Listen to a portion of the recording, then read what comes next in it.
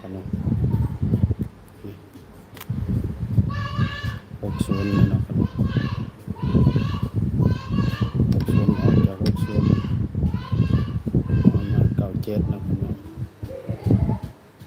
97เป็น2งวดแล้วเนาะ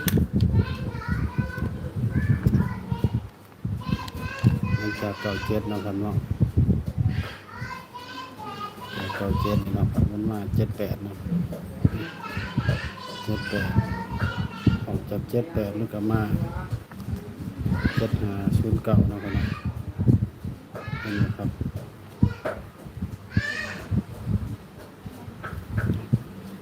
ออก75มา09เนาะครับเนาะ